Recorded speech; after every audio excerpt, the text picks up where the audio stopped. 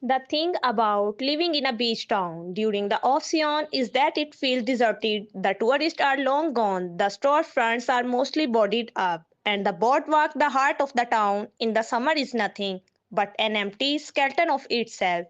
I like it though it's peaceful. That's why for the longest time I go for the late night runs on the boardwalk in the off season. When no one was there, it was my detox from life and all the streets that come with it. Sometimes you just need to be away from people.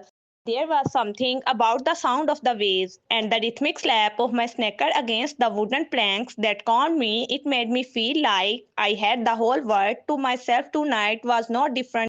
The air was crisp, carrying that scent of salt and deep wood. The only lights came from the occasional street lamp buzzing faintly, casting long, lonely shadows. I was maybe a mile in when I got that feeling, the one where you just know you are not alone. I glanced over my shoulder. A man stood in the distance, not walking, not moving, just standing there on the boardwalk facing me. I swelled loud and turned back around, shaking it off. It was probably nothing, maybe just another local talking a walk. But honestly, no matter what, that's still going to be an airy sight to see.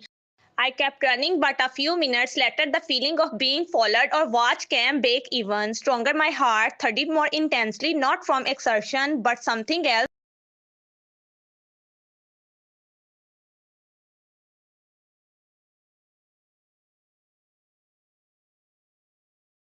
The curiosity to turn around again thickened, so I turned around again. He was closer, still not moving, still just standing there facing me. A deep crawling unease settled in my stomach.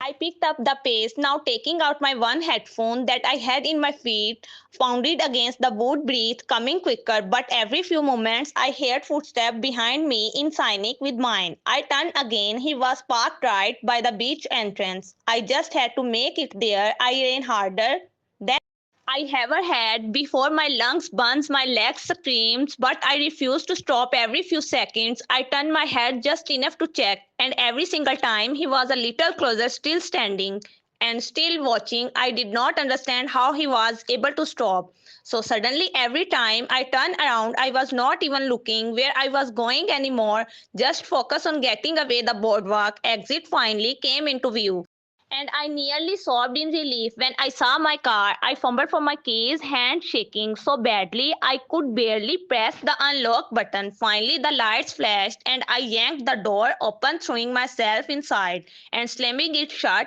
I turned the key in the ignition and backed the car out of the spot. When I put the car and drive to whip the wheel to the left to turn out of there, I look ahead and the man was standing directly in front of my car, right where my car had just been, but I looked at him so briefly that I did not even have time to make out any features. All I saw was that he had his hood up, covering a decent chunk of his face, cranked the wheel to the left, and almost spun out as I whipped my car out of the entire way home.